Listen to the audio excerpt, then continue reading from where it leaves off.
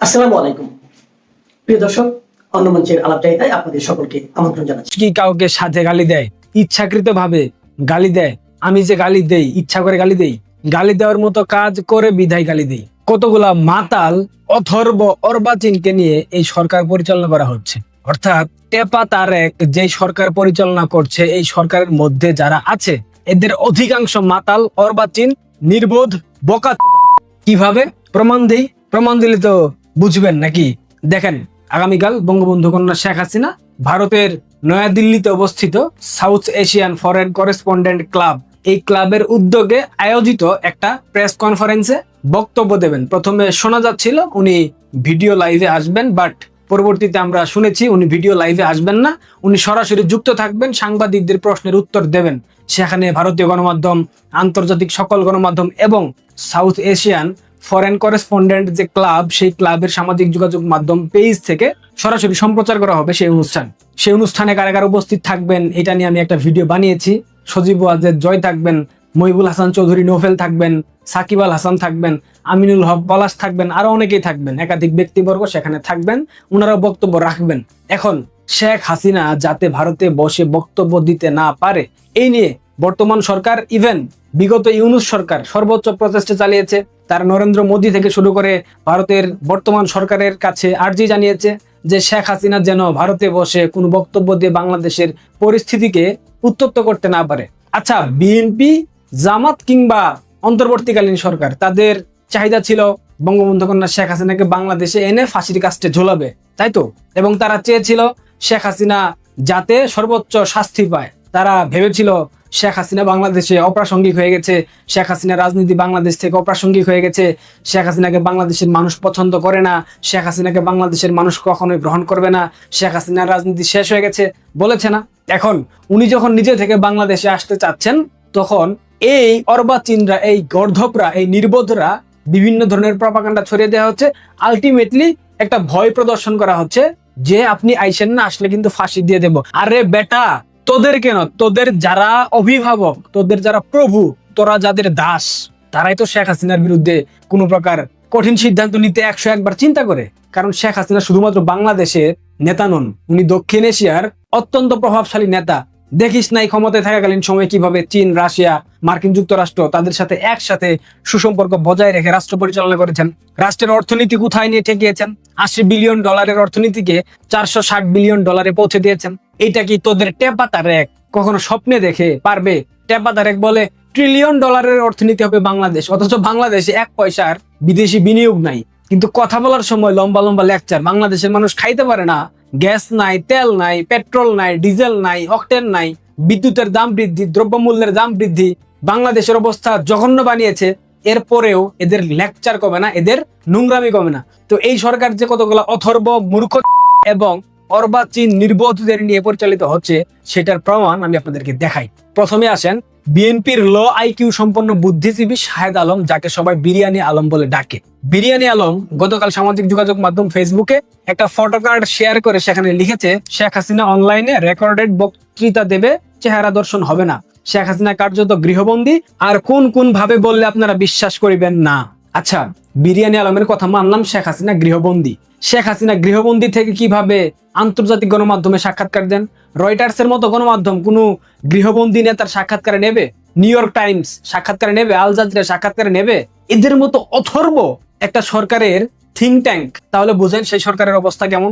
অবশ্য যে সরকারের প্রধানমন্ত্রী 8 পাস, যেই সরকারের পররাষ্ট্র উপদেষ্টা একটা প্রথম সারির গান্ডু, যেই সরকারের তথ্য উপদেষ্টা একটা কষা বীরের দোকানদার জায়েদ, যেই সরকারের প্রবাসী কল্যাণ মন্ত্রণালয়ের মন্ত্রী নুরুল হক নূরের মতো বিকাশ ধান্দাবাজ, যেই সরকারের রাজনৈতিক উপদেষ্টা বা রাজনৈতিক সহকারী বিকাশ রাশিদের মতো মূর্খ, সেই সরকারের বুদ্ধিজীবী শাহেদ আলম সেদিক থেকে অনেকটা এগিয়ে আছে। শাহেদ আলম বলে কি, এইসব নোংরামি বাদ দিয়ে ওই যে বাংলাদেশ টেলিভিশনের ডিজি হওয়ার স্বপ্ন দেখছো, ওইটা বাদ দিয়ে বউ বাচ্চার কাছে চলে যাও, কারণ তোমাদের সময় বেশি নাই। আমার কথা রেকর্ড করে রাখো, তোমরা 6 মাসের বেশি সময় পাবা না। এর আগে তোমাদেরকে বাংলাদেশের মানুষ নেড়ে মতো পিটিয়ে বাংলাদেশ থেকে বিতাড়িত করবে, আর তোমরা পালানোর কোনো পথ পাবা না। বঙ্গোপসাগরে ঝাঁপ দিতে হবে, অন্যথায় লাল দালানের ভেতরে ঢুকতে হবে। বুঝো নাই?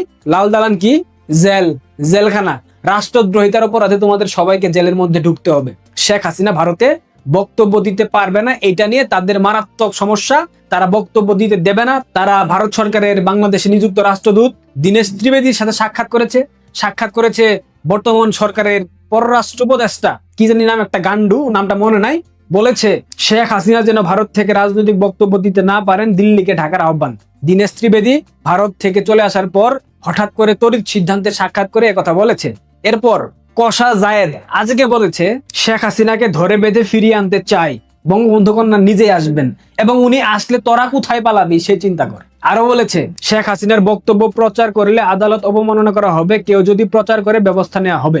দেখেন, কশা জায়েদ পররাষ্ট্র উপদেষ্টা, কশা জায়েদ হলো তথ্য উপদেষ্টা, এবং স্বরাষ্ট্রমন্ত্রী শিলং সালাউদ্দিন, শ্যামা উবাইদ পররাষ্ট্র প্রতিমন্ত্রী, এরা প্রত্যেকেই বলেছে না ভারত সরকারকে সুস্পষ্ট নির্দেশনা দেওয়া হয়েছে, অনুরোধ জানানো হয়েছে যাতে তারা শেখ হাসিনার কোনো বক্তব্য প্রচার না করে, কিংবা শেখ হাসিনা ভারতে বসে যাতে কোনো প্রকার বক্তব্য দিতে না পারেন। এরা কিন্তু ভেবেছিল 5 আগস্ট অর্থাৎ আগামীকাল বঙ্গবন্ধু কন্যা শেখ হাসিনা কোনো বক্তব্য দেবেন না, এটা একটা গুজব রটিয়ে দেওয়া হয়েছে সামাজিক যোগাযোগ মাধ্যমে, একটা ফটো কার্ড দিয়ে, বলেছে না। এর ঠিক কয়েক ঘন্টার ব্যবধানে ভারতের পররাষ্ট্র মন্ত্রণালয়ের মুখপাত্র রণধীর জয়সওয়াল তিনি সাংবাদিকদের প্রশ্নের জবাবে বলে দিয়েছেন, একদম টেপা তারেককে এবং টেপা তারেকের যতগুলা ছাগল পাগল আছে এদেরকে একদম মুখে ঝামা ঘষে দিয়েছে, একদম মুখে ঢুকিয়ে দিয়েছে।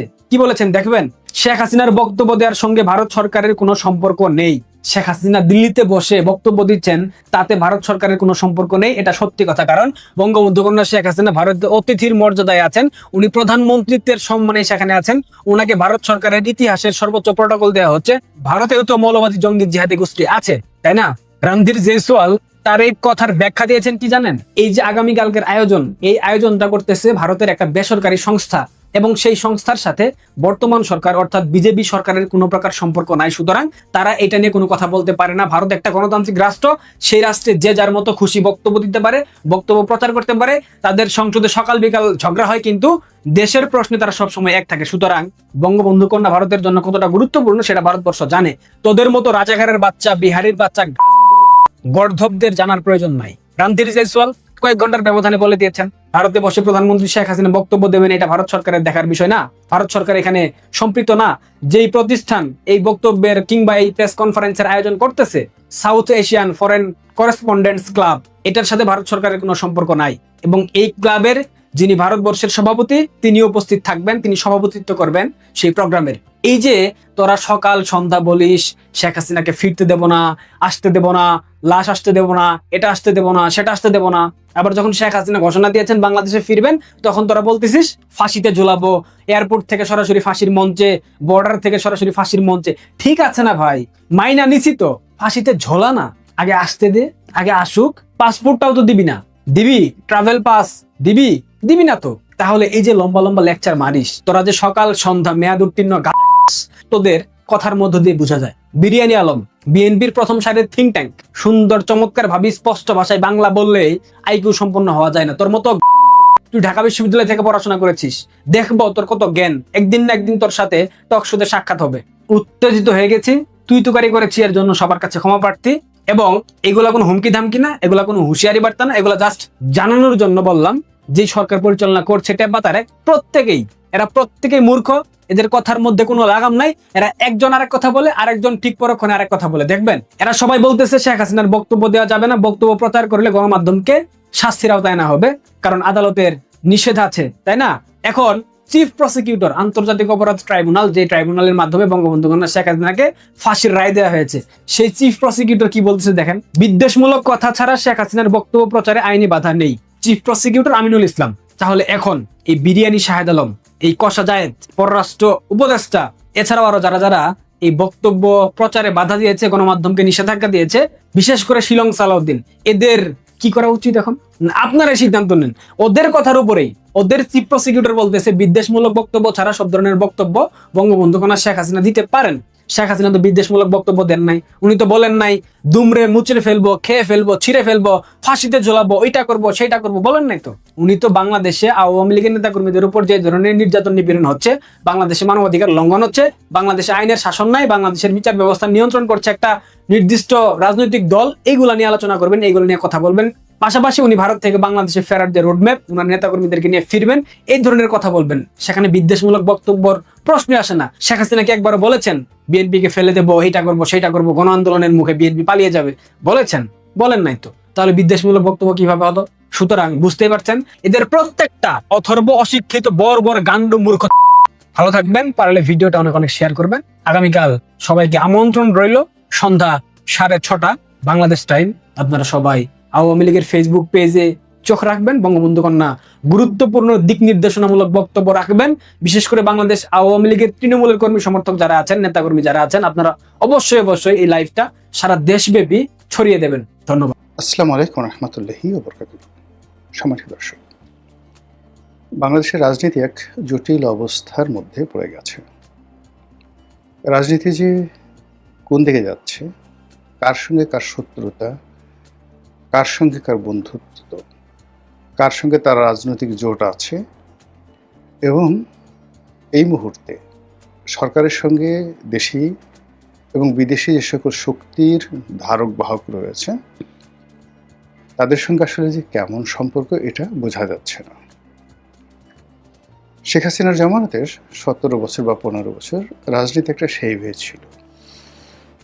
সরকারের মধ্যে যারা খয়ের কাজ ছিলেন তাদেরকে চেনা যেত। শেখ হাসিনার পরিবারের মধ্যে, বিশেষ করে শেখ পরিবার, তাদেরকেও চেনা যেত। এরপর কতগুলো অলিগার ছিল, যেমন সালমান এফ রহমান, আনিসুল হক, এদের একটা অলিগার গ্রুপ। অন্যদিকে ধরুন এস আলম, তারপর সামিদ গ্রুপ, এদের সঙ্গে শাসক দলের কতিপয় রাজনৈতিক নেতাদের একটা অলিগার গ্রুপ। তোফায়েল সাহেব, আমর সাহেবদের মতো সিনিয়র যারা নেতৃবৃন্দ, তাদের একটা গ্রুপ ছিল। আর অন্যদিকে সাবির হোসেন চৌধুরী, আসাদুজ্জামান নূর, সৈয়দ আবুল হোসেন, ওনাদের মতো মানুষ যারা, তাদের একটা বন্ধুত্ব, একটা সার্কেল ছিল। এর বাইরে জাহাঙ্গীর কবির নানক, বাহাউদ্দিন নাসিম, তারপর বাহাউদ্দিন নাসিমের পর ধরুন মাহবুল আলম হানিফ, ওনাদের একটা গ্রুপ ছিল। এর বাইরে ধরুন আলাউদ্দিন নাসিম, তার নেতৃত্বে এক ধরনের আমলা গ্রুপ। আবু নাসির কামাল, তার গ্রুপ এক ধরনের আমলা গ্রুপ। উপদেষ্টাদের মধ্যে একটা গ্রুপ। মানে যার যার মতো করে সবাই কাজ করতেন, সবাই পাওয়ারফুল ছিলেন। কারো কারোর সঙ্গে শত্রুতা ছিল, কারো কারোর সঙ্গে আবার বন্ধুত্ব ছিল। এরকম আলাদা আলাদা গ্রুপ হয়ে কাজ করত। মন্ত্রী পরিষদে দ্বিতীয় জেনারেশন, তৃতীয় জেনারেশনের রাজনীতিবিদ ছিলেন, যাদের দাদা মন্ত্রী ছিলেন, বাবা মন্ত্রী ছিলেন, নিজেরা মন্ত্রী হয়েছিলেন। তারা এক ধরনের। আবার ধরুন একেবারে প্রথম জেনারেশনে এসে পলক শাহরিয়ারের মতো মন্ত্রী, মোহাম্মদ আরাফাতের মতো মন্ত্রী, তারাও ছিলেন। আর সর্বময় কর্তৃত্ব ছিল শেখ হাসিনার উপর। শেখ হাসিনাকে যারাই রাজি খুশি রাখতে পারতেন তারা কাজ করতেন, আর রাজি খুশি রাখতে না পারলে সেখানে কাজ হতো না। এখানে শেখ হাসিনার যে ক্ষমতা, এককভাবে তাকে ফ্যাসিবাদ বলেন, স্বৈরাচারী বলেন, মূলত সারা দুনিয়াতে এমন কোনো রাষ্ট্র, এমনকি পুতিন বা পল কাগামে কিংবা মুসোভিনি, উগান্ডার মুসোভিনি, তারা তাদের রাষ্ট্রের যে একক ক্ষমতা, ঠিক সেই একক ক্ষমতা অধিকারীর চাইতেও বেশি ক্ষমতা ছিল শেখ হাসিনার। ফলে কি হতো, প্রতিযোগিতা ছিল, কাজ হতো, মানুষ এক জায়গাতে ফেল করলে আরেক জায়গাতে যেত। যেমন ধরুন কোনো একটা কারণে সালমান এফ রহমানের দ্বারা কেউ ক্ষতিগ্রস্ত হয়েছে, সে তার কাউন্টার গ্রুপে যেত, কাজ আটকে থাকতো না। কিন্তু ইউনূস জামানাতে এসে একেবারে সে 18 কোটি মানুষের যে ব্যবসা বাণিজ্য, চিন্তা চেতনা, কর্ম, বিভিন্ন নিয়োগ বদলি থেকে শুরু করে টেন্ডারবাজি, যা কিছু রয়েছে রাষ্ট্রীয় কর্মকাণ্ড, এর যত ফাঁক ফোকর ছিল, সমস্ত ফাঁক ফোকর একেবারে বেশিরভাগ বন্ধ হয়ে গেল। একটা জায়গাতে কেন্দ্রীভূত হলো। না কেউ কাজ করে, না কেউ উপকার করে, না কেউ ক্ষতি করে, সবাই শুধু মপ করে। ফলে পুরো রাষ্ট্র ব্যবস্থা, উন্নয়ন, অবকাঠামো উন্নয়ন, ট্যাক্স কালেকশন, বৈদেশিক সম্পর্ক, একেবারে সব কিছু এসে একটা জায়গাতে কেন্দ্রীভূত হয়ে গেল। সেটা হলো ডাস্টবিন, ময়লার ভাগাড়। এর মধ্যে থেকে আর কিছু বের হলো না, যা সেখানে পড়ে সব ধ্বংস হয়ে যায়। যাক, উনি চলে গেলেন। চলে যাওয়ার পর বর্তমান বিএনপি সরকার এলো। বিএনপি সরকারের মধ্যে দৃশ্যত এখন দেখা যাচ্ছে যে বেশিরভাগ স্থানীয় সরকার, এরা যারা চালাচ্ছেন প্রশাসক রূপে রাজনৈতিক নিয়োগ তাদের সবারই। ফলে কি হলো, আমলাতন্ত্রের সঙ্গে জনগণের সঙ্গে তাদের যে আত্মিক সম্পর্ক, সেই সম্পর্কটা তারা হচ্ছে না। তারা লাফাচ্ছেন, চেষ্টা করছেন, আন্তরিকতা দেখাচ্ছেন, কিন্তু সত্যিকার অর্থে জনগণের ভোটে নির্বাচিত হলে যে ধরনের একটা মোরাল ক্যারেজ থাকে, সেই ক্যারেজটা তাদের মধ্যে না থাকার কারণে স্থানীয় সরকারে আসলে কোনো উন্নয়ন হচ্ছে না। যা কিছু হচ্ছে ভাঙাচোরা, বস্তি উচ্ছেদ, তারপর প্রধানমন্ত্রী বলছেন এখানে খাল কাটো, এখানে লেক পরিষ্কার করো, এখানে ময়লার আবর্জনা দূর করো ইত্যাদি। খুব যাকে বলা হয় একেবারে মলম লাগানোর মতো। অলনে সাইডে একটা ঘটনা ঘটছে, মলম লেগে যাচ্ছে। এখন বিএনপি সরকারের এই যে ভিতরের যে একটা সিন্ডিকেট বলেন, একটা বলয় বলেন, যেটা ইতিপূর্বে 2001 থেকে 2006 কিংবা 91 থেকে 96 সবসময় বিএনপির মধ্যেও কিন্তু এই বলয় ছিল। আব্দুল সামাদ তালুকদারকে কেন্দ্র করে একটা বলয়, খন্দকার দিলওয়ারকে কেন্দ্র করে একটা বলয়, এরপরে হাওয়া ভবনকে কেন্দ্র করে একটা বলয়, এরকম অসংখ্য, ধরেন 6 থেকে 7টি বলয় বিএনপির মধ্যে ছিল সবসময়টাতে। এখন আসলে কোনো বলয় নেই, সবাই শুধু সবাইকে হিংসে করছে। সালাউদ্দিন সাহেব হিজ ওভার স্মার্ট ফেলো, কথা বলছেন চৌকুশ, তারপরে মানুষের দৃষ্টি আকর্ষণ করতে পারছেন, কিন্তু পারফরমেন্স করার জন্য তার যে নেটওয়ার্কটি দরকার, সেই নেটওয়ার্কটি না দলের মধ্যে আছে, তার নিজস্ব কোনো দলীয় মন্ত্রী, এমপি এরকম কোনো লোক নেই যারা সালাউদ্দিন সাহেবের জন্য ওই যে আগে যে আমাদের দেশে যে তথাকথিত সিন্ডিকেট থাকে, সেরকম সিন্ডিকেশন নেই। একই অবস্থা মির্জা ফখরুল ইসলাম আলমগীরের, একই অবস্থা শাহ আলমের, একই অবস্থা ধরুন শহীদুদ্দিন চৌধুরী, অ্যানির। এই কয়জন ধরুন সাংগঠনিকভাবে, রাজনৈতিকভাবে প্রধানমন্ত্রীর সাথে ঘনিষ্ঠতার কারণে হোক, তাদেরকে মনে হয় যে তাদের কিছু পাওয়ার আছে, কিন্তু আলটিমেটলি সেই পাওয়ারগুলো এক্সারসাইজ করার জন্য আসলে তাদের কোনো রকম ওরকম সিন্ডিকেশন নেই। ফলে যার যার মন্ত্রণালয় তারা কেউ ভালো করতে পারছেন না। অন্যদিকে প্রধানমন্ত্রী তিনি শেখ হাসিনার মতো না স্বৈরতান্ত্রিক হতে পারছেন, ডক্টর মোহাম্মদ ইউনূসের মতো অথর্ব হতে পারছেন না, যাকে বলা হয় তার পিতার মতো এরকম একজন যুগান্তকারী নায়ক হতে পারছেন, বা এরশাদের মতো একজন সফল শাসক হতে পারছেন। তিনি প্রচুর দৃষ্টি আকর্ষণ করছেন, মিডিয়া অ্যাট্রাকশন করছেন, আর প্রতিদিন লোকজন আশ্চর্য হয় এরকম কাজ কত বেশি করা যায় সেইগুলো চেষ্টা করছেন। তার প্রেস টিম অসম্ভব দুর্বল, তার স্পিচ রাইটার আদৌ আছে কিনা আমি জানি না। এরপর তার কিচেন ক্যাবিনেটে যারা আছেন তাদেরকে আমরা কি বলবো, বাংলাদেশের প্রেক্ষাপটে একেবারেই নবীন, কাঁচা, গরিব এরকম মনে হয়। আর রাজনৈতিক যাকে বলা হয় তার যে একটা উপদেষ্টা মণ্ডলী থাকবে, কিংবা রাজনীতির একটা বন্ধু থাকবে, প্রবল শক্তিশালী একটা বিরোধী দল থাকবে, অথবা বন্ধু থাকবে, অথবা তাবেদার থাকবে, অথবা গৃহপালিত বিরোধী দল থাকবে, কোনো কিছুতেই একটা ধারাবাহিকতা, যেটাকে কনসিস্টেন্সি বলা হয়, সেটি নেই। ফলে আমরা বাইরে থেকে কোনো কিছু আন্দাজ করতে পারছি না, এবং রাজনীতিতে যখনই পরিণতি এবং ফলাফল এই দুটোর একটাও আপনি আন্দাজ করতে পারবেন না, তখনই সেখানে নানা রকম বিপর্যয় দেখা দেবে।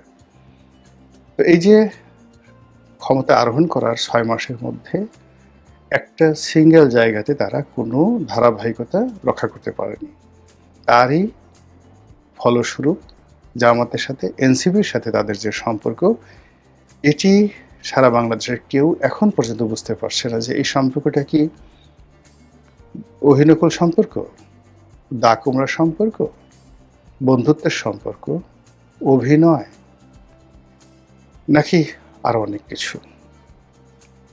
এক পক্ষ বলার চেষ্টা করছে যে জামাত এবং এনসিপি তাদেরকে দিয়ে আসলে বিএনপি একটা সত্যিকার বিরোধী দল গঠন করে আওয়ামী লীগ নেই বা আওয়ামী লীগের প্রয়োজন নেই এই জিনিসটা বোঝানোর জন্য একটা সত্যিকার রিয়াল বিরোধী দল হিসেবে গড়ে তোলার জন্য তাদেরকে মাঠে ছেড়ে দেওয়া হয়েছে। ভালো কথা। আর মাঠে ছেড়ে দেওয়ার জন্য তাদের কিছু মোটামুটি সংঘর্ষ লাগবে, সংঘাত লাগবে। এবং এটার যুক্তিস্বরূপ অনেকে বলার চেষ্টা করছেন যে এনসিপির অল্প কয়েকজন নেতা যাদেরকে জামাতের বি টিম বলা হয়, আগে যাদেরকে বলা হতো যে মিলিটারি এবং ডক্টর মোহাম্মদ ইউনূস তাদেরকে যদি প্রিভিলেজ না দেয় তাহলে তারা 1 মিনিট টিকতে পারবে না। তো এখনও বলা হচ্ছে যে তারা হবিগঞ্জে গিয়ে যখন লাঞ্ছিত হলেন তখন তারা ভয় পেয়ে ঢাকা চলে আসবে, কিন্তু গাড়ি ভাঙলো, হাতে একটু আঘাত হলো, তারপর তারা গালাগালি করতে করতে গোলাপগঞ্জে গেল, সিলেটের গোলাপগঞ্জে গেল, জৈন্তাপুরে গেল এবং সেখানে গিয়ে সমাবেশ করলো ইত্যাদি ইত্যাদি। এটা হলো কি করে? নিঃসন্দেহে এদের যে অবস্থা পেছন দিক থেকে যদি একটা স্ট্রং, তাদের পেছনে যদি একটা শক্তি না থাকতো, সেই শক্তিটা অবশ্যই বিএনপি, অবশ্যই তারেক রহমান, অবশ্যই প্রধানমন্ত্রী, এবং তাদেরকে এমনভাবে ছেড়ে দেওয়া হয়েছে যে যা বেটা গালাগালি কর, আমরা এই কাজগুলো করব, একটু হাতে আঘাত লাগবে, সামান্য একটু রক্ত ঝরবে, কখনো কখনো কিছু ঘটনা ঘটবে, কিন্তু তোমরা ক্ষতিগ্রস্ত হবে না। কিন্তু হয়তো বিএনপির 5টা ছেলে ক্ষতিগ্রস্ত হবে, এনসিপির মধ্যে কারো হয়তো চোখ চলে যাবে বা কারো হয়তো হাত ক্ষতিগ্রস্ত হবে। এরকম অনেকে নানা রকম গল্প তৈরি করে বলার চেষ্টা করছে, বিশেষ করে আওয়ামী লীগের লোকজন, যে এটা একটা সাজানো। আর এক গ্রুপ বলার চেষ্টা করছে যে মূলত জামাতের সঙ্গে আর এনসিপির সঙ্গে একটা দ্বন্দ্ব এবং সংঘাত শুরু হয়েছে। এখানে এনসিপির যারা নেতৃবৃন্দ তারা বুঝে গেছে যে জামাতের সঙ্গে একীভূত হওয়া এবং জামাতের সঙ্গে একত্রে রাজনীতি করা, তাদের সঙ্গে সেই রাজনৈতিক ঐক্য করে নির্বাচন করা এবং সংসদ পরিচালনা করা, এটা এনসিপির একটা বিরাট ভুল। তারা এই কথাও বুঝে গেছে বা সবাই বলছে যে ইউনূস সরকারের ক্ষমতার অংশগ্রহণ করা, উপদেষ্টা পরিষদে যাওয়া ইত্যাদি ইত্যাদি নানা রকম যে কর্মকাণ্ডগুলো, এগুলো তাদের মারাত্মক ভুল ছিল। এখন এগুলো যে যতই বলুক না কেন, বাস্তবতা হলো যারা এই সমস্ত কথাবার্তা বলছেন এদের প্রায় সবার বিরুদ্ধে আর্থিক কেলেঙ্কারি, এদের সবার বিরুদ্ধে অনৈতিক কর্মকাণ্ড, এবং গত 2 বছরে তাদের পোশাক আশাক, কথাবার্তা থেকে শুরু করে বডি ল্যাঙ্গুয়েজ থেকে শুরু করে সব কিছুতেই এতটা বিরক্তি যে জনগণ তাদেরকে আর ভালোবাসার চোখে, শ্রদ্ধার চোখে দেখে না। তারা কোথাও লাঞ্ছিত হলে, অপমানিত হলে জনগণ খুশি হয়, ইন্না লিল্লাহ বলার পরিবর্তে আলহামদুলিল্লাহ বলে। তাদের যে কোনো দুর্ভোগ দুর্দশা দেখলে মানুষ হাসে। তাদের ফেসবুকে যে ফলোয়ারগুলো রয়েছে সামাজিক যোগাযোগ মাধ্যমে, এটাও অনেক কমে গেছে, অনেক কমে গেছে। তো এই অবস্থা যখন চলছে তখন প্রায় প্রতিদিনই দেশের বিভিন্ন জায়গাতে তাদের সঙ্গে বিএনপির যে সংঘাত হচ্ছে, যে বাকযুদ্ধ হচ্ছে, যে মুষ্টিযুদ্ধ হচ্ছে, এবং যে বিপর্যয় একটার পর একটা নেমে আসছে, ইতিমধ্যে মামলা মোকদ্দমাগুলো হয়ে গেছে। এখন এর পরিণতিতে এই দলটি, নব্য দলটি মারাত্মক বিপদে পড়বে। অনেকে হয়তো বলার চেষ্টা করছেন যে এইভাবে তো মানে মার খেতে খেতে অনেকে এমপি হয়ে গেছে, মার খেতে খেতে অনেকে মন্ত্রী হয়ে গেছে, অনেকে সচিব হয়ে গেছে, আর এরা আগামীতে মার খেতে খেতে প্রধানমন্ত্রী হয়ে যাবে। এটি সম্ভব নয়, এটি একেবারে সম্ভব নয়। আমাদের দেশে কাদের সিদ্দিকীর মতো মানুষ কম মার খাননি, মোস্তফা মহসিন মন্টুর মতো এরকম গ্র্যান্ড লিডার বাংলাদেশে ছিল না। এত দরদি, এত পাওয়ারফুল, এত ফাইন্যান্সিয়ালি সলভেন্ট, সর্বগুণে গুণান্বিত বাংলাদেশে যে কয়জন নেতা সফল ছিলেন, তাদের মধ্যে শেখ ফজলুল হক মনি, বঙ্গবন্ধুর পরে শেখ ফজলুল হক মনি, আব্দুর রাজ্জাক, মোস্তফা মহসিন মন্টু, হেমায়েতুল্লাহ আরঙ্গ, এরকম কয়েকজন। তো এই তারা নেতা, সেই নেতাদের মধ্যে সেই মোস্তফা মহসিন মন্টুর মতো মানুষ গণফোরাম করার পরে লাঞ্ছিত হয়েছেন, অপমানিত হয়েছেন, মার খেয়েছেন। তারপর হেমায়েতুল্লাহ আরঙ্গ, যার হাতে বলতে গেলে শেখ হাসিনার নিরাপত্তা ছিল, ঢাকা শহরটা নিয়ন্ত্রণ করতেন সব সময়, সেই উনি যখন ভারতে ছিলেন তখন থেকে নিয়ন্ত্রণ করতেন পলিটিক্যালি। তো সেই মানুষটি কিন্তু আওয়ামী লীগে থাকতে পারেনি, বিএনপিতে চলে গেছে, বিএনপিতেও দাঁড়াতে পারেনি, কিন্তু তার আন্ডারওয়ার্ল্ড ছিল, যতদিন তিনি ছিলেন তার আন্ডারওয়ার্ল্ড ছিল, কিন্তু রাজনীতি করতে পারেনি। মোস্তফা মহসিন মন্টু যতদিন ছিলেন ততদিন আন্ডারওয়ার্ল্ড তার নিয়ন্ত্রণে ছিল, কিন্তু রাজনীতি করতে পারেননি, রাজনীতি করতে পারেনি। তো এখন এনসিপি যারা আছে তাদের না আছে অর্থ, না আছে আন্ডারওয়ার্ল্ড, না আছে তাদের জনসমর্থন, কর্মী বান্ধবতা থেকে শুরু করে আমাদের যে ট্রেডিশনাল রাজনীতি তার কোনো কিছু নাই। কিন্তু এর উপরে যেটা হয়ে গেছে এটা হলো আঘাত, একটার পর একটা হাতুড়ির আঘাত, গদার আঘাত তাদের উপর আসছে। এবং সেই আঘাত যদি সাজানো হয়, এই সাজানো আঘাতেও তাদের পতন হতে পারে। এই আঘাত যদি সাজানো না হয়ে জেনুইন হয় তাহলেও তাদের পতন হতে পারে। আর এই সমস্ত আঘাত সহ্য করে যে প্রতিকূল অবস্থায় তারা দাঁড়িয়ে থাকবেন, এরকম রেকর্ড বাংলাদেশে, তারা তো দূরের কথা, অতীতে বাংলাদেশে কারোরই নাই। এই বাংলাদেশে কর্নেল তাহের, তারপর হাসানুল হক ইনু, আসম আব্দুর রব, শাহজাহান সিরাজ, মানে কিংবদন্তি সব রাজনীতিবিদ, তারাও কিন্তু আঘাত সহ্য করে সাস্টেন করতে পারেননি। সেই তুলনায় এই নবীন যারা আছে তারাও পারবেন না। ফলে কি হলো, এই যে এখন সেটা সাজানো নাটক হোক কিংবা এটা সরাসরি কনফ্লিক্ট হোক, এটা বিএনপির সঙ্গে হোক, এটি আওয়ামী লীগের সঙ্গে হোক, এটি জামাতের সঙ্গে হোক, ডাজ নট ম্যাটার, কিন্তু এর দ্বারা এনসিপি মারাত্মকভাবে ক্ষতিগ্রস্ত হবে। এবং সেই ক্ষতি থেকে তারা যে আবার ঘুরে দাঁড়াবে, ফিরে দাঁড়াবে, আপনি দেখেন কয়জন ছেলে আছে এনসিপির। মাসুদ, যাকে বলে মোংলা মাসুদ, নাসিরউদ্দিন পাটোয়ারি, তারপর নাহিদ ইসলাম, এই তো এই তিনজনের বাইরে আপনি Asif Mahmud, Sajib Bhuiyan black out, Mahfuz black out, অন্যান্য যে সমস্ত আরও 10-12 জন যারা ছিলেন তারা আলটিমেটলি এনসিপি ছেড়ে চলে গেছেন। এখন এই যে মানে সার্জিস, হাসনাত আবদুল্লাহ, নাসিরউদ্দিন পাটোয়ারি, নাহিদ ইসলাম, এই তো 4 জন, অনলি 4। এর বাইরে অন্য যারা আছে আমার তো কারো নাম মনে আসছে না। টেলিভিশনে আসছে, কথাবার্তা বলেন, সব কিছু আছে, কিন্তু তারা তো মাঠে রাজনীতি বন্য খুব, তাদের মুখের দিকে এখনো তাকালে মনে হয় যেন ইউনিভার্সিটিতে পড়ে, একেবারে নবীন কথাবার্তা বলছে। অনেকে হয়তো দেখে বলা হয় কিছু বলছেন না, কিন্তু বিএনপির যারা নেতৃবৃন্দ রয়েছেন তারা যদি পাশাপাশি একটা ধমক দেন, একটা ধাক্কা দেন, একটা বাজে কথা বলেন, জাস্ট ওয়ান টাইম, একবারের জন্য, মুহূর্তের মধ্যে তাদের রাজনীতি একেবারে মুহূর্তের মধ্যে শেষ, দ্বিতীয়বার দাঁড়াতে পারবেন না। ফলে এই যে জুলাই মাস, মাত্র 2 বছরের মাথায় এসে এনসিপির উপরে যা কিছু হচ্ছে, এটি রীতিমতো রাজনীতির বালা, মুসিবত এবং গজবের মতো তাদের উপর আপর্তিত হয়েছে। চোখের সামনে একদল বিপ্লবী, একটি অভ্যুত্থানের নায়ক এবং মহানায়ক, কিভাবে খুব অল্প সময়ের মধ্যে ইতিহাস থেকে হারিয়ে যায়, এরকম একটা পরিবেশ